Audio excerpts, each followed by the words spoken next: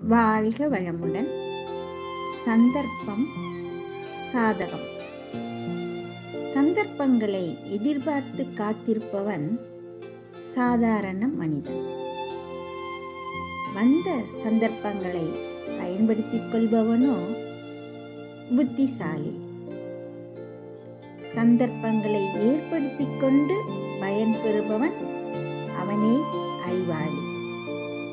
ஒருவன் நல்லவனாக வல்லவனாக இருப்பது மட்டுமல்லாமல் மற்றவர்களும் அதை தெரிந்து கொள்ளும் வகையில் சந்தர்ப்பங்களை சாதகமாக்கி செயல்படுபவன்தான் அறிவாளி என்கிறார் நமது அருட்தந்தை வேதாத்ரி மகரிஷி. வாழ்க வளமுடன்.